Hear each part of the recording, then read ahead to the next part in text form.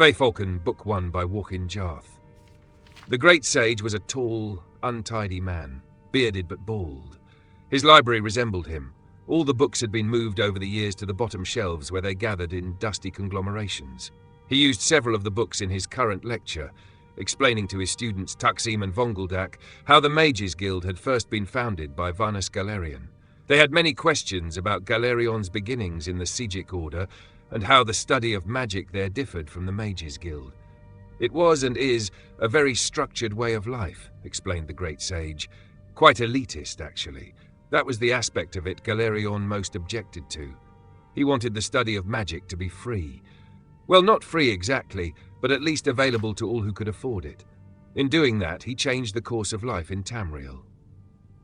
He codified the praxes and rituals used by all modern potion makers, item makers, and spell makers, didn't he, great sage? Asked Vonguldak. That was only part of it. Magic, as we know it today, comes from Vanus Galerion. He restructured the schools to be understandable by the masses.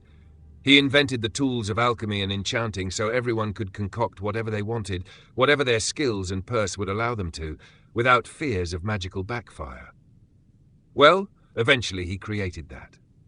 What do you mean, great sage? Asked Taksim. The first tools were more automated than the ones we have today. Any layman could use them without the least understanding of enchantment and alchemy. On the Isle of Artaeum, the students had to learn the skills laboriously and over many years, but Galerion decided that was another example of the Sijic's elitism. The tools he invented were like robotic master enchanters and alchemists, capable of creating anything the customer required, provided he could pay. So, someone could, for example, create a sword that would cleave the world in twain? Asked Vonguldak.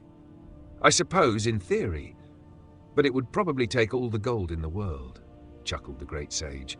No, I can't say we were ever in very great danger, but that it isn't to say that there weren't a few unfortunate incidents where an unschooled yokel invented something beyond his ken. Eventually, of course, Galerion tore apart his old tools and created what we use today. It's a little elitist, requiring that people know what they're doing before they do it, but remarkably practical. What did people invent? Asked Taksim. Are there any stories? You're trying to distract me so I don't test you, said the great sage, but I suppose I can tell you one story, just to illustrate a point. This particular tale takes place in City of Alinor on the west coast of Somerset Isle, and concerns a scribe named Thorbad. This was in the Second Era, not long after Vanus Galerion had first founded the Mages Guild and chapter houses had sprung up all over Somerset, though not yet spread to the mainland of Tamriel. For 5 years, this scribe, Thorbad, had conducted all his correspondence to the outside world by way of his messenger boy, Gorgos. For the first year of his adoption of the hermit life, his few remaining friends and family of his dead wife, truth be told, had tried visiting, but even the most indefatigable kin gives up eventually when given no encouragement. No one had a good reason to keep in touch with Thorbad Hulzik, and in time, very few even tried. His sister-in-law sent him the occasional letter with news of people he could barely remember, but even that communication was rare. Most of messages to and from his house dealt with his business, writing the weekly proclamation from the Temple of Auriel. These were bulletins nailed on the temple door, community news, sermons, that sort of thing. The first message Gorgos brought him that day was from his healer, reminding him of his appointment on Turdus. Thorbad took a while to write his response, glum and affirmative. He had the Crimson Plague, which he was being treated for at considerable expense. You have to remember these were the days before the School of Restoration had become quite so specialized. It was a dreadful disease and had taken away his voice box. That was why he only communicated by script. The next message was from Alpheus, the secretary at the church, as curt and noxious as ever. Thorbad attached is Sundus's sermon, next week's events calendar and the obituaries.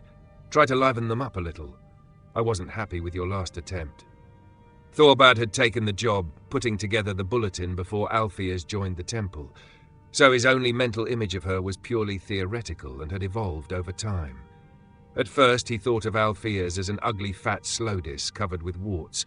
More recently, she had mutated into a rail-thin spinster Orcess. Of course, it was possible his clairvoyance was accurate and she had just lost weight. Whatever Alpheus looked like, her attitude towards Thorbad was clear, unwavering disdain. She hated his sense of humour, always found the most minor of misspellings, and considered his structure and calligraphy the worst kind of amateur work. Luckily, working for a temple was the next most secure job to working for the good king of Alinor. It didn't bring in very much money, but his expenses were minimal. The truth was he didn't need to do it anymore. He had quite a fortune stashed away, but he didn't have anything else to occupy his days. And the truth was further that having little else to occupy his time and thoughts, the bulletin was very important to him. Gorgos, having delivered all the messages, began to clean, and as he did so, he told Thorbad all the news in town. The boy always did so, and Thorbad seldom paid him any attention, but this time he had an interesting report.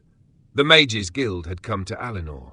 As Thorbad listened intently, Gorgos told him all about the guild, the remarkable Archmagister, and the incredible tools of alchemy and enchanting. Finally, when the lad had finished, Thorbad scribbled a quick note and handed it and a quill to Gorgos. The note read, "Have them enchant this quill." "It will be expensive," said Gorgos. Thorbad gave Gorgos a sizable chunk of the thousands of gold pieces he had saved over the years and sent him out the door. Now Thorbad decided he would finally have the ability to impress Alpheus and bring glory to the Temple of Auriel. The way I've heard the story, Gorgos had thought about taking the gold and leaving Alinor, but he had come to care for poor old Thorbad. And even more, he hated Alpheus, who he had to see every day to get his messages for his master. It wasn't perhaps for the best of motivations, but Gorgos decided to go to the guild and get the quill enchanted. The Mages' Guild was not then, especially not then, an elitist institution, as I have said, but when the messenger boy came in and asked to use the item maker, he was greeted with some suspicion. When he showed the bag of gold, the attitude melted, and he was ushered in the room. Now, I haven't seen one of the enchanting tools of old, so you must use your imagination. There was a large prism for the item to be bound with magicka, assuredly, and an assortment of soul gems and globes of trapped energies. Other than that, I cannot be certain how it looked or how it worked.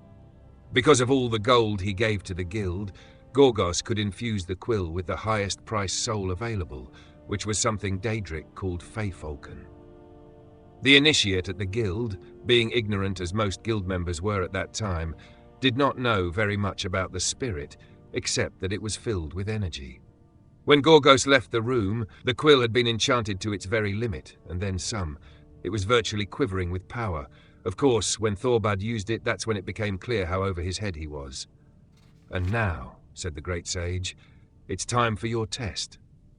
"But what happened? What were the quill's powers?" cried Taksim. "You can't stop the tale there," objected Vonguldak. "We will continue the tale after your conjuration test, provided you both perform exceptionally well," said the great sage.